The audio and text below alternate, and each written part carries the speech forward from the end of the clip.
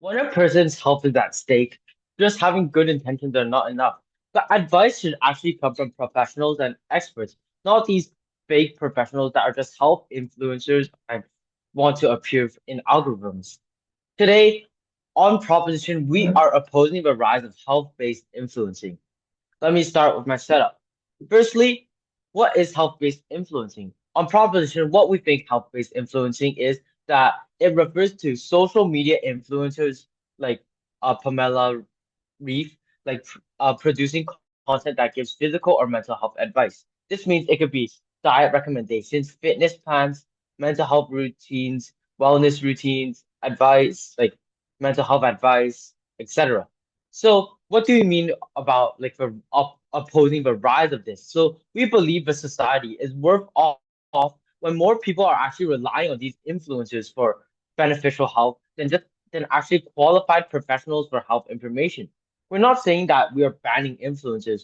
Rather, we think that the growing influence and normalization of receiving health advice from the influencers is harmful. So, um what makes the health advice different from other advice? Like health decisions directly affect people's physical well-being, mental well-being, long-term quality of life, medical outcomes, etc. And bad fashion advice could waste money, and bad health advice could cause lasting harm to those individuals who actually try and use them.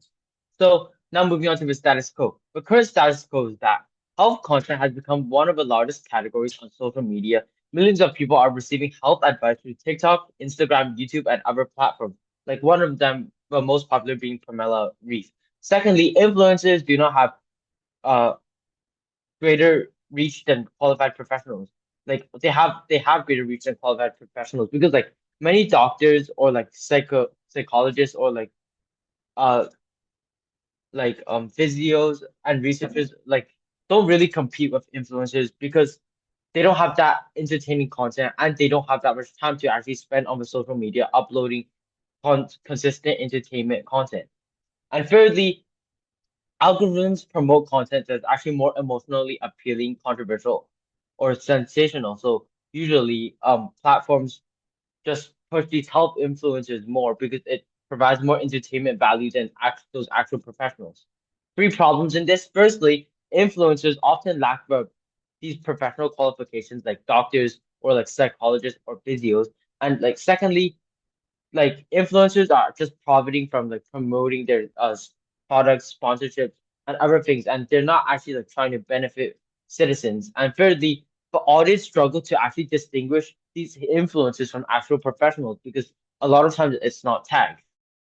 So we oppose the rise of health-based influencers because it rewards the entertainment value over the accuracy of the information. Secondly, it's exploiting vulnerable audience searching for solutions. And thirdly, it's weakening the trust in the expertise because people are actually trying these so-called health advice. However, a lot of them are not working.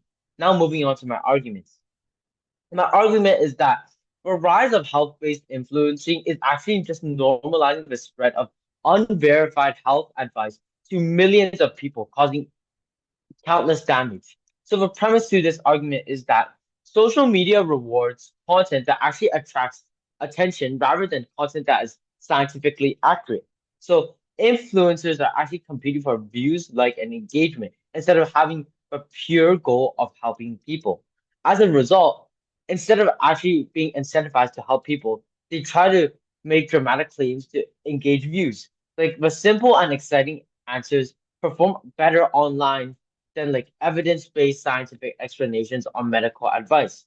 So this just encourages content as promoting detox products, like extreme workout routines and quick mental health fixes in short form videos. Like even when influencers generally believe what they're saying, they a lot of times they lack the expertise and they just try to use something that worked for themselves and try to promote it to everyone else, though it might not be the same and it might not work for others. So we have repeatedly seen social media trends promoting for example teas for weight loss, calorie restrictions, unregulated latest supplements, and other misinformation regarding medical treatments, health routines and other stuff. like many of these trends that are caused by health influencers on various social platforms have gained like popularity despite like facing a lot of criticism from the actual professionals because the mass public like believe this more than those professionals because they get it on the algorithm more. So you should care about this because if this rise of health influencers continue, more people will make these unverified health decisions based on the popularity rather than actual scientific evidence. And this will increase the chance of physical harm, mental harm, and emotional harm. And it could delay actual proper treatment from professionals that have expertise in these areas, and it weakens the public understanding of actual health issues. Now, my second argument is that health-based influencing is actually exploiting a lot of these vulnerable people because these vulnerable individuals who are actively searching for solutions to serious problems are actually just finding these answers that might not actually even be true. So the premise to this argument is that people facing a lot of health struggles who might not have that direct access to high level medical treatment would just most likely like seek quick and accessible solutions. And where would they do that? Most likely on social media platforms asking for a way to find. However, a lot of these individuals, because of the algorithm, will just like they're like currently experiencing, for example, issues like weight insecurity, depression, anxiety, etc. And when they search online, everything they find is just these quick fixes that are actually very engaging and actually attracting. However, this just creates this false emotional trust because the audience will just get more uh vulnerable and like they'll just have a very high chance that they'll follow these harmful recommendations because their emotional state is already quite down. So like if this rise continues, like these individuals who are already facing like issues will most likely face delayed treatment and they'll have a lot of harmful habits because they're emotionally trusting these health influencers, and this will develop a lot of unhealthy relationships with food, exercise, medical treatments, mental health, etc. And the people who actually need reliable advice the most actually become the people who are most likely to receive unreliable advice. And uh, this is the thing that we do not want to see in the actual society. For these reasons, so proud to propose. Judge, we think that at the end of the day, even though the proposition side may have given so many arguments, so many points, they don't prove to you why their side is inherently exempt from their own impacts and why those impacts are only uniquely exclusive to us. In my speech today, firstly, I'd like to explain our counterfactual. Secondly, our arguments, and no, secondly, some rebuttals, and then some arguments. What does our world look like? In our world, we have a lot of health and fitness influencers that are really popular, right?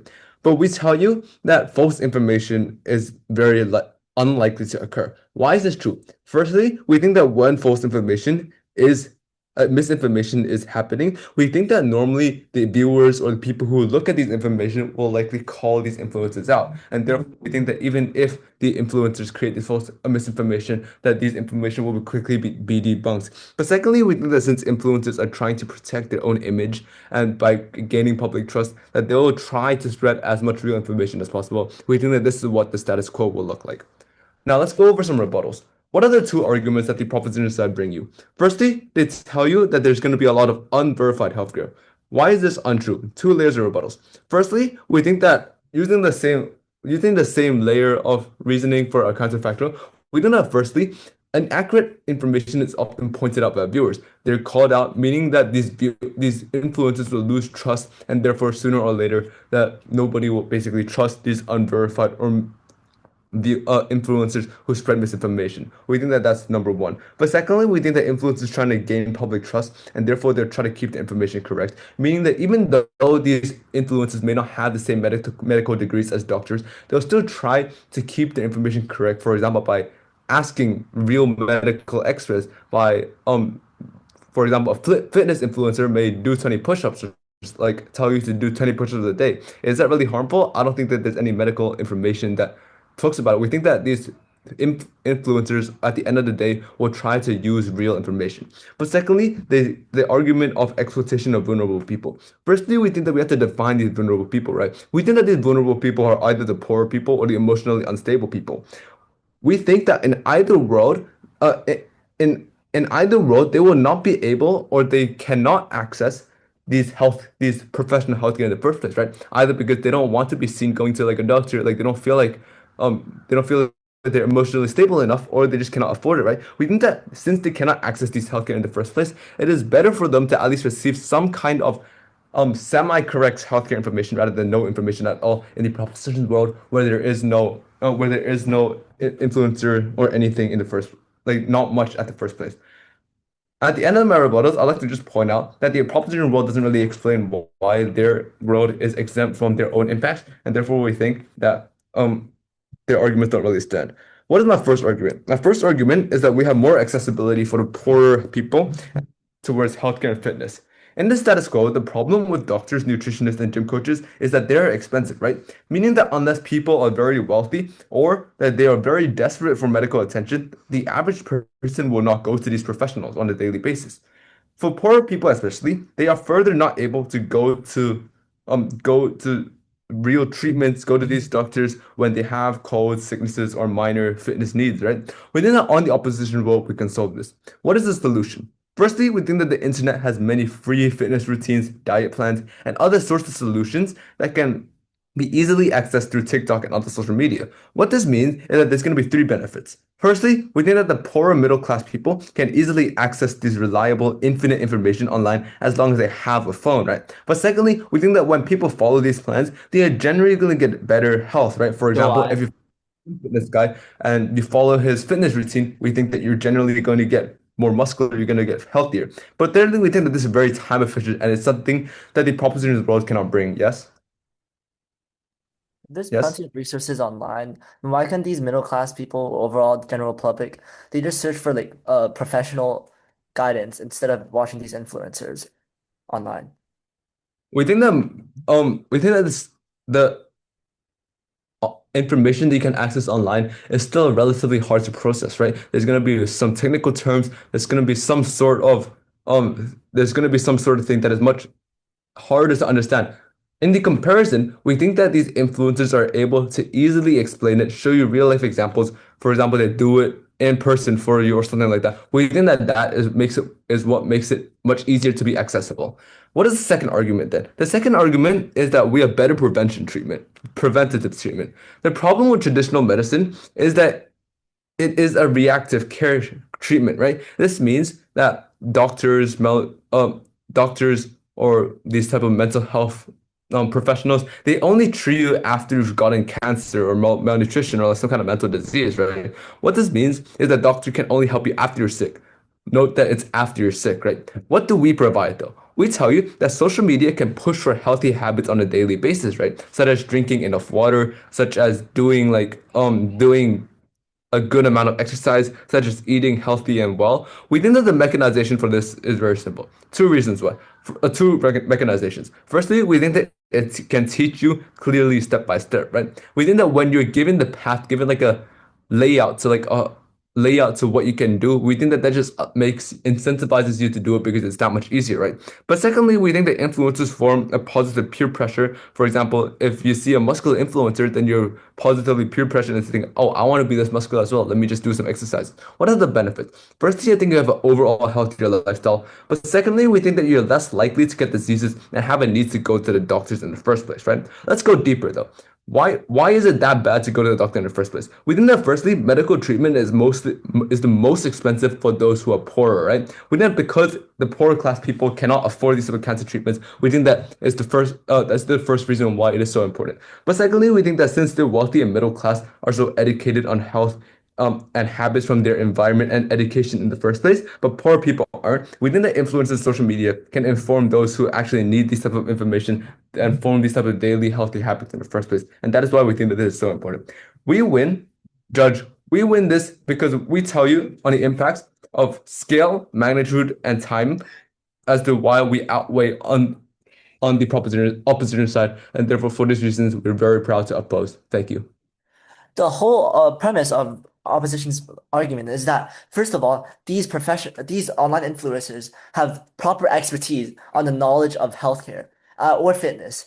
which is what they cannot prove so far, and they have not proven. So we're posing a big doubt on whether these influencers online actually have like a certification of professionality, meaning that do they actually have expertise knowledge that is verified and actually true and valid? So the credibility, big question mark on that. Second of all, the clash of accessibility over safety. But opposition is stressing them like how these influencers are making these videos more accessible, especially to those who lack the financial ability to afford these services, like proper services. First of all, why can't these online viewers who cannot afford these proper services look for info that are from experts and like people who have professional knowledge, like doctors or professors online? Like, why would they look at these influencers instead? Like, what is the point when there's also free information from these people who are certified? And second of all, we cannot prioritize accessibility over safety because safety should always be prioritized. But why is safety jeopardized? It's because, first of all, these information that influencers provide, they're often too overgeneralized. What does that mean? It means that it is too generic. It often covers like it is like referring to a large group of people, and it doesn't target people who actually has medical history. Or, for example, the influencer might like suggest people like to not eat carbs or whatever, but they ignore that a lot of people in the society, first of all, they have like for example, organ dysfunctions or any like other symptoms that may actually be like endangered. Those people might be endangered if they they misunderstood or like these over exaggerated information of these influencers actually impact their health, or that may jeopardize the safety of the like people watching these videos and people watching these influencers online. Why? Yes? The average fitness or healthcare influencer only talks about the minor daily like the basically like the daily preventative needs of a Yeah. person. So I don't think that the average influencer's advice would affect your organ failure or like some sort of major cancer treatment thingy. No. Oh, first of all, these small minor actions all often are being exaggerated by these influencers. They often decorate them and over exaggerate them so that they appear more important or more urgent. They often glorify like the benefits of one like specific fruit or like food or specific action. So that may mislead these people watching these videos into like overdosing or like eating too much of a type of fruit or over exercising. These are all the potential outcomes because these coming back, these influencers, they pursue profit. It is not their job to cure people. It is their job to get more views, get more clicks, right? That's their first priority. So we're not saying all influencers are unethical of any sort, but you can't ignore the fact that they pursue profit. That's their first priority. So that makes them exaggerate some of that information, which over glorifies something, which may lead to the misuse of certain like medicine or like overdosing or over exercising. So, and now moving on to my arguments. So, like, first of all, we believe that like misinformation can be spread on a mass scale if like we promote the rise of these healthcare videos online. So what does that mean? It's because that health advice becomes dangerous when it is tied to profit, as mentioned before. So these influencers they seek profit. So oftentimes we're not saying they always provide untrue information, but there's cases where they actually provide inaccurate or sometimes in rare cases like completely untrue information. So when that happens, they actually spread that misinformation in a mass scale, and that influences a lot of people who like don't seek professional advice and instead they creates a reliance on these influencers and slowly gradually this type of So, reliance actually yes. so basically, you talked about how these health influencers they can make a very like um a shocking claim about like Yeah. health, but if if the point is so shocking that it's like unbelievable and it's like completely untrue, why do you think that people will still believe it? Well, status quo is that a lot of people do believe it, first of all, and second of all, they are often being misunderstood. So like the thing is the whole like information that they spread it causes the bit of anxiety, so like they portray these things as so good, right? You want to be like that. You want to be like have that physique or have a healthy body like that. But often that ideology becomes like it actually adds puts burden and pressure on these viewers because they want to like carve themselves into like that ideal look or like physique or whatever health conditions.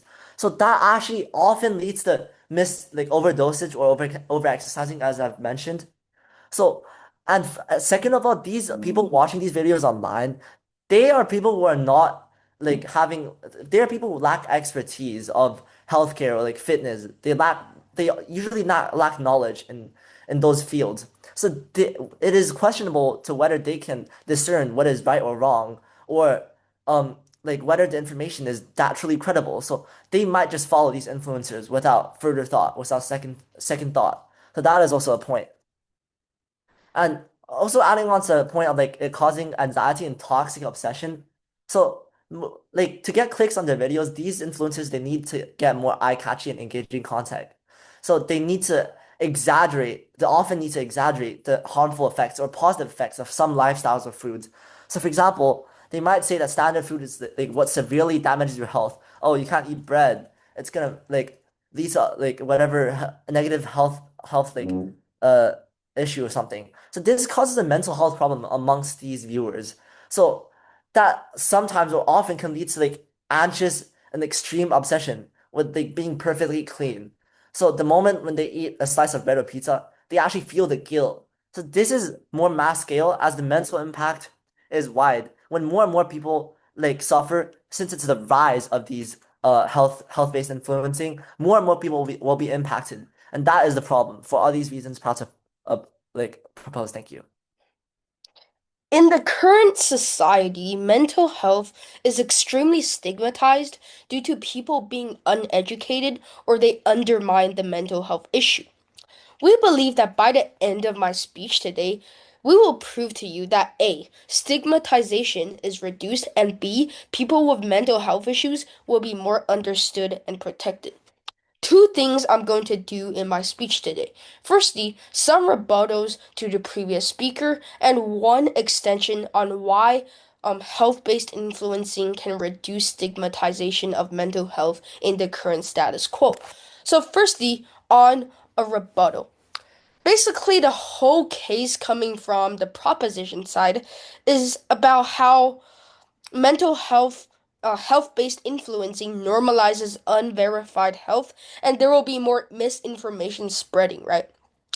So basically, our speaker talked about how people will debunk this information in the comment section.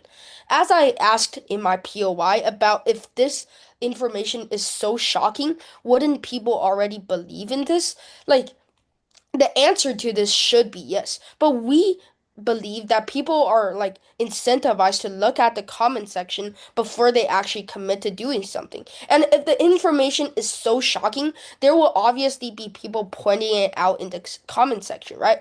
Additionally, another layer of this rebuttal is that social media platforms already have like fact checking technology, right? If social media platforms identify misinformation, they will tag the video with a warning label or stop recommending the video to people, right?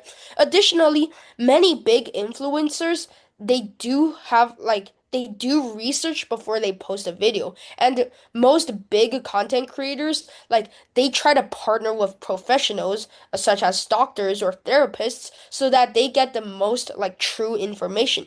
This is the reason why they are UI. popular and big online, right? And we believe that they are certified and they have the ability to help people with mental health problems or physical problems that are generally small, like what just our like first speaker said, right? They're incapable of like curing big diseases such as cancer or anything like that, right? They can like fix daily problems and make them preventable, right? Judge, we provided three layers of rebuttals to both to the main cases of what proposition team brought, right? And like firstly, people will debunk the misinformation. Secondly, most of this misinformation is not harmful. Thirdly, there's already been fact checking, and lastly, there's also been like professionals online that like partner with therapists and doctors, right? So we believe that the whole case coming from proposition team is firstly repetitive and untrue and is not impactful, right? And we believe that this is the biggest point and like the whole point coming from proposition. So then moving on to my extension, which is about how like um health-based influencing can reduce stigmatization on mental health, right? So basically I have three mechanisms on this. Firstly is identifying the problem in the current status quo. We believe that in the current society, many people stigmatize people with mental health issues. This is true as A, many people don't learn about mental health and they make shallow claims about them. B, people think that mental health isn't that big of an issue, so they would tend to undermine them. For example, for people who are depressed, the public mostly thinks that they should just be happier or cheer up a little bit. This is a big problem in the current status quo due to the fact that most people are uneducated to know much about how serious mental health conditions are, right? Then moving on to the second mechanism, which is about the characterization and main incentive of these health influencers. We believe that most health influencers have a common goal. Firstly, yes, they are profit driven, but they also want to educate a specific mental health issue where they can actually help solve a problem. Proposition is probably going to Proposition talked about how they want to be viral and they want to be like have like make money, so they will provide misinformation. But we tell you that one, misinformation is extremely rare because of the word like the fact checking technology on social No, media. I And secondly, the big creators partner with professionals. And lastly, like these creators know that if they contain like extremely harmful misinformation, their videos could potentially get demonetized. But before moving on to my third mechanism, yes, your POI. So usually, yeah, you're right. It's often exaggeration of the information rather than misinformation. But doesn't that often mislead the audience into like believing into the exaggeration of something, so they take on like wrong actions, like overdosing? So we have already told you that like when people exaggerate like a specific information, for example, like overdosing, we believe that is like extremely rare because like even if we were being charitable here and assume that you're correct, that people say good things about overdosing and they exaggerate how good it is, we believe that there are many people in the comment section wanting to like report this video because they themselves have experienced drug dealing or taking drugs and overdosing, and they try to like warn others to not do it, and they will try to report this video, right? And when the video like receives like reports, it will obviously get stopped recommend uh, the cre- the video will get stopped recommending, right? And they will get demonetized, right? So then moving on to my third layer, which is about how why we reduce stigmatization. We believe that when influencers talk about these mental health issues, casuals and normal people will learn more about the harm of these disorders. This will reduce the stigmatization on mental health significantly, and we believe that there will also be more support and protection for these people. For example, an influencer talks about ADHD. We believe that in the current status quo, people stigmatize this disorder and they think that the people with ADHD act crazy and they should probably just calm down. We believe that this influencer not only um reduces stigmatization and educates these people about ADHD. So, what are the impacts here? By reducing stigmatizations, it lowers burden for people with mental health conditions. The impact of this is one, without judgment out. This will reduce the judgment at school or work. People will feel comfortable and protected. Teachers and bosses or just random civilians and people online will give more support to these people with mental health conditions. Additionally, these people will feel more comfortable to seek treatment. And for all these reasons above, proud to oppose. Thank you. So first, the opposition. So first, in the POI, the opposition mentioned that people don't search for professional guidance online because it's too hard to process with all the technical terms, while influencers explain things more easily.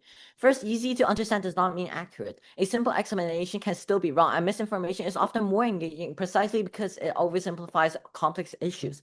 The opposition is arguing that people should accept wrong information because it's easier to consume, and that is dangerous. Second, if technical terms are too hard to understand, the solution is better health education, not abandoning accuracy. Many credible sources already provide simplified explanations. The opposition is just pretending that only options are influencer content or incomprehensible things. That is false. Third, the internet already provides credible, accessible health information for free, such as WHO, CDC, and NHS all offer plain language advice. The opposition is ignoring that these credible alternatives exist. Lastly, the opposition assumes people cannot understand professional information, but people are capable of learning. We should invest in health literacy, not abandon people just to unregulated influences. Then they also argued about how viewers will call out misinformation and influencers will self-correct to protect their image. This assumes that viewers have the expertise to identify misinformation in the first place. But most people are not medical professionals. They cannot tell the difference between a credible claim and a dangerous one without already having medical knowledge. By the time an average viewer or a professional viewer posts online or they realize that something is wrong, they have already consumed the information and may have already acted on it. The correction after the fact does not undo the harm of someone who followed the bad advice.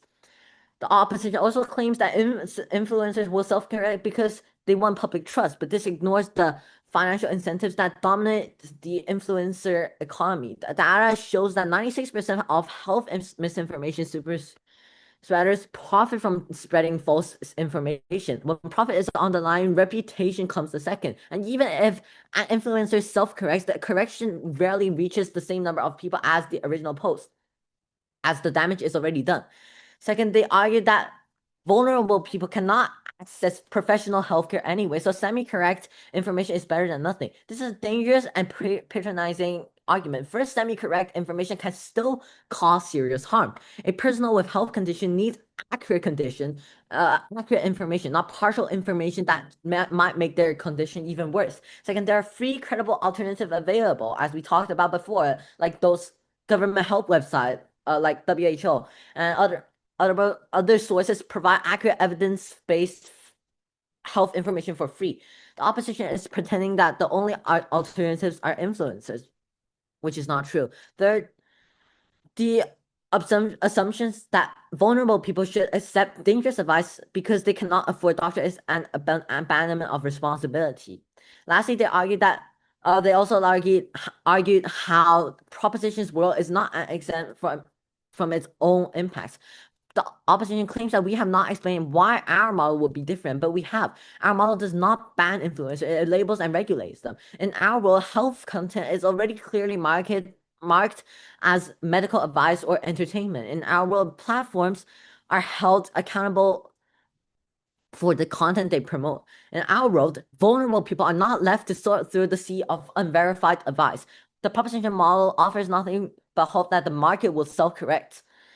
Furthermore, the opposition also argued that health influencers help reduce mental health stigma by normalizing conversations and making people feel less alone. First, reducing stigma is a variable, but it does not justify spreading misinformation. A person who feels less alone but follows harmful advice is still harmed.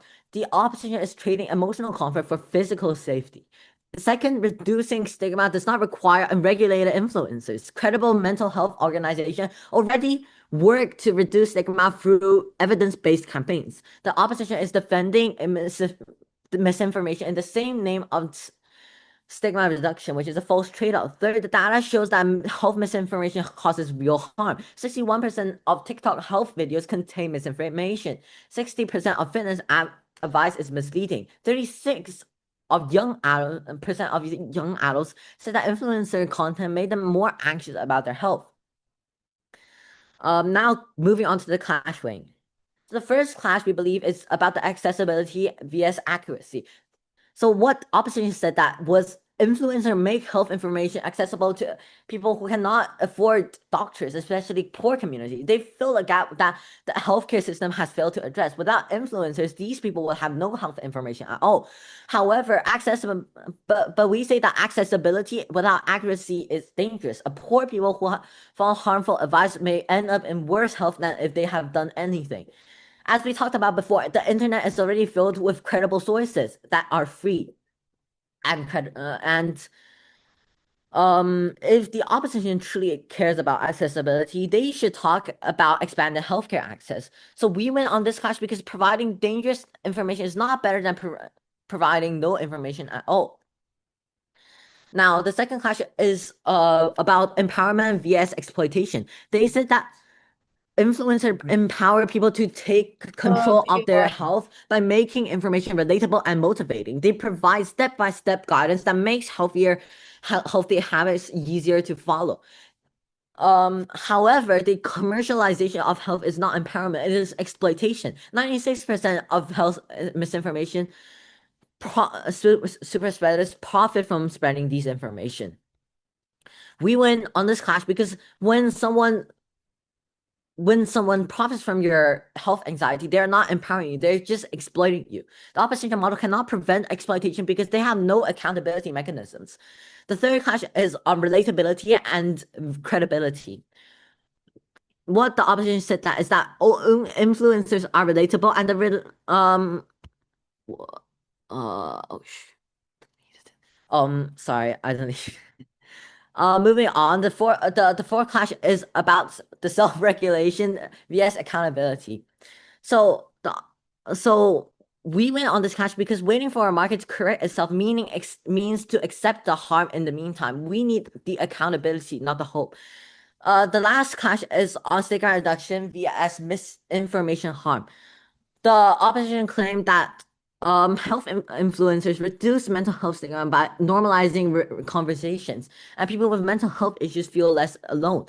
But reducing stigma at the cost of spreading misinformation is not the progress. It is a trade-off that harms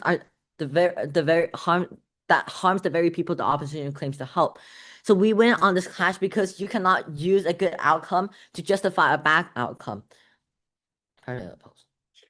Judge, I will be simple on this matter. On our side, we have simply said that if we open up social media to health influencers, we can effectively help those people that proposition is supposing that we will harm. We have said to you that we will demonstrate how we'll publicize conditions, and in the process, we might help people seek treatment, and help them gain respect. We also mentioned the availability of such sources and how normally they will not do much harm, and how they are able to help people feel better, which is the entire point of medicine. And now proposition attempted to refute all our material simply by saying that social media is not a reliable source of information. Yes, it often isn't, but in matters such as in health, we can find that a lot of sites have regular and strict screening to prevent derogatory or even harm-inflicting speech in their platforms. Yes? Are those information on social media better than like professional information from doctors? So firstly, if you, as my teammates have said, if you want to go to a doctor, you pay money, right? And from your team, you have said, oh, you have the WHO, the etc. You can go there. Yes, you can, but they only offer treatment and options in terms of conditions. They cannot answer you personally. They cannot give you regular day-to-day advice. That is the niche of these influencers. If you regret the advent of these influencers, you're basically saying that you're cutting off a major avenue of information for our viewers. here. And speaking of proposition, their last speaker has mentioned some statistics in their argumentation.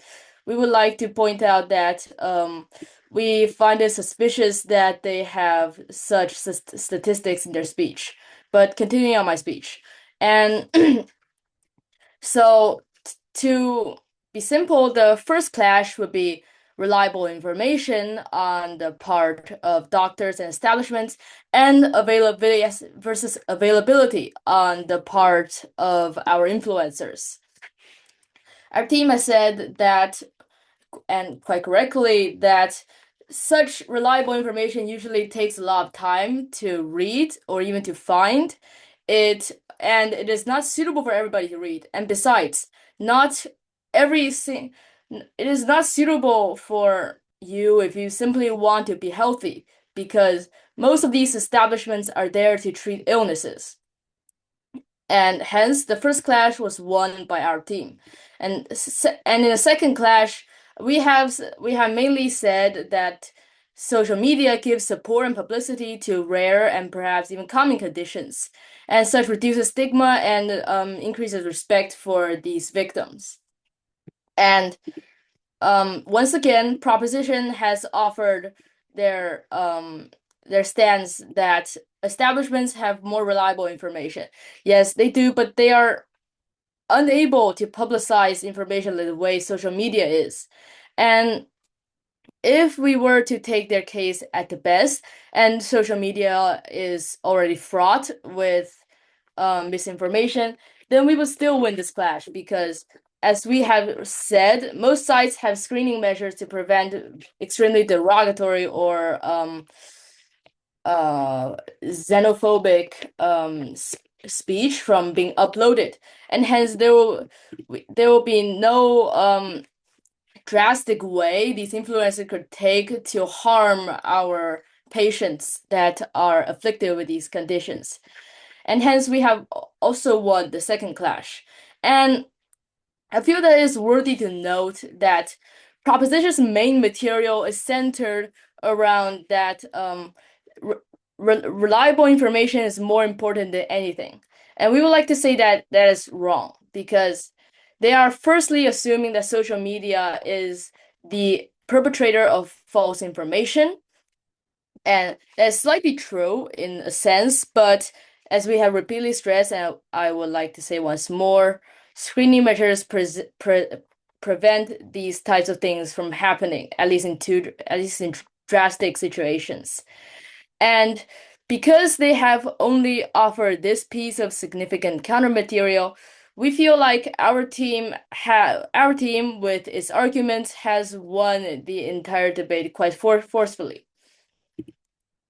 And finally, to compare these two models, on our side, we're not encouraging these social media influencers to act boisterously. We are simply asking them to publicize information. And so we are, in a way, advocating for freedom of speech here. We are advocating for the availability of information. We are saying that these everyday information, these tips, these self-help guides, they should be made available to everybody. And because they don't do much harm, as my teammates have said, we believe there's no reason they should be so looked down upon as Proposition proposes. But on Proposition side, they are proposing that we should preferably solely get our information from reliable sites. And sure, they may be reliable, but they lack the flexibility and pinpointedness of social media. And besides, they also lack the decidedly strong information dispersal side of social media. And hence, for this side, from this point of view, even our model bests their case. And hence, we are proud to oppose. Judge, the main pushing point the opposition tells you is that online professional doctor advice, or these WHO, WHA, this organizational advice online is much better than influencers. We tell you that as long as we can prove to you, judge, why influencers are better than online professional advice, then we should win this debate. 3 reasons why. Firstly, we think that influencers online give positive peer pressure that shows that these solutions are realistic, right? They show you that, oh, you can cook this meal very easily in one pot or something. We think that this creates a positive peer pressure that online websites and doctors cannot do, right? Because online websites and doctors' advices are mainly high-level theoretical stuff, saying that, oh, you should have like, let's just say like 2,000 calories a day, 100 grams of protein a day. We think that it is very unlikely that people are able to like digest these things, and even if it is very broken down, we still think that influencers are show like the more realistic human side of doing things. But secondly, we think that influencers are more engaging and creates a motivation for people to do stuff in the first place, right? For example, using the same example of cooking like a one pot high protein, high calorie thingy, high calorie dish, we think that influencers are able to create a more engaging content that is now able to create motivation for people to do these types of things in the first place, right? Because if the doctors are able to give more reliable advice, if they're not able to convince people to do their solutions in the first place, I don't think that you can claim any impact from that, right? But thirdly, we think that most of the big influencers online do have some sort of medical degree or are some kind of part-time influencers who are also doctors. We think that since most of the big influencers have some sort of credibility, we think that most of the proposition's claims should be mitigated. How would I do my weighting today? I'll weigh my speech. I'll weigh our cases based on probability, magnitude, and scale. Firstly, on probability side, which side is more likely to happen? Which impacts are more likely to happen? On our side, we tell you that people are going to get more access to healthcare information, that there's going to be a destigmatization of mental health issues. We think that these are very likely to happen, right? Because we can already see these things happening in the real life, right? More people are able to talk about these types of mental health issues. More people are able to access easily for free on the internet about any healthcare issues. We think that on a probability scale, this is already proven and is therefore almost like 100% sure that this is going to be happen. What is the opposite? What is the opposition case though? They tell you the main pushing point is misinformation, right? What do we tell you? Firstly, we think that this is not really that likely to happen because there is going to be already some kind of screening that the platform itself has. But secondly, not only that, there's also going to be comment section and other sorts of things that will further check your thing, right? Therefore, we think that misinformation, even if it happens, will be very fast and easy to get rid of, right? On a magnitude level, though, which side do you help more? We think on our side, we're just giving a preventative daily lifestyle that makes you healthier on a daily basis, right? We think that this is very impactful because not only does it reduce your chances of getting the disease in the first place, we think that overall this is very harmful. On the other side, though, the opposite proposition side tells you that there's going to be organ failure. We think that this is already disproven by the probability point that like you probably won't be like overdosing so much that you get organ failures. That most influencers are doing small things. But thirdly, we think on a scale level, we affect everybody, right? Because influencers can reach everyone. They can especially reach the poor, the rich, the middle class. We think that everybody can get access to this type of healthcare. On the proposition side of the world, though, they don't actually show you like there's only a limited amount of people who can access doctors in the first place, who will actually actively search online of like doctor advice or medical advice. We think that on our side, we win on both magnitude, scale, and probability. And for these reasons, we're very proud to oppose. Thank you. As the final speaker of the proposition, I'll do three things. First of all, restate all of our key arguments. Second of all, I'll talk about the clash of this argument and why we win it. And third of all, why overall we win this debate. So first is reminding judge of our three key arguments of this debate. So first of all is the profitable nature of influencers' videos. So we have to admit the fact that in the status quo, influencers, they pursue profit. Not to say that it's really profitable and always seek profit, but it is their job to make money, but not instead it is the doctor's job to like actually provide help or guidance for the people watching the videos and who actually need medical help. And often like probably majority of the influencers, they're not professional, so definitely a big doubt on whether their information source of information are credible or not, or level of sophistication that they can provide. And so third of all, many social media platforms cannot effectively fact check, as my first speaker pointed out. So like that is a problem, as we cannot guarantee that these social media platforms have functional fact check abilities, or do they have like well enough so that like most of the videos are being fact checked and whether they actually like can negatively impact the audience or not. And our second argument is that influencer videos often overgeneralize information, which may endanger people who have medical histories. So their recommendations or suggestions are often too generic. So that actually jeopardizes the safety of many people who have medical histories. People online, they don't have medical expertise to often discern the information. And I don't like most people are like lack expert knowledge on like medical fields. So that is why it often like may endanger people who have medical histories, which they could potentially harm themselves without even realizing. Let me use an example. So like this is not medical histories, but like imagine like there's a fitness video of somebody like just like influencers sending videos of like doing burpees every single day. At first, the viewer might do it every single day, and they don't realize that the body already cannot support that level of pressure. And in the end, they might suffer like huge problems with their cardiovascular health because they think that they don't need expertise help of like professional people who knows fitness, and instead they just follow the information online. They just do that workout every single day without and like no information on recovery or like a proper nutrition or etc. So that demonstrates the potential harms of like how like potential harms of these influencer videos. So in the end, the motion state that there's a rise, meaning that this scale is only going to increase and the magnitude of this problem is only going to elevate as more people can grow reliant over the use of social media and watching like grow reliant on these videos.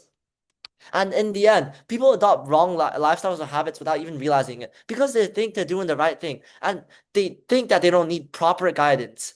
So the clash is accessibility over safety, but safety should always be prioritized. We win in this clash because accessibility should not be something that is prioritized over safety. We can't just say social media can provide information that is easier to access when a lot of that information, first of all, is not it might not be credible. Second of all, they adapt or modify it so that it actually already like going off track, going like off from what is like the original medical information. Second of all, when there's already like professional guidance online available that is just as accessible as these influencers' videos, why wouldn't people go look at those videos?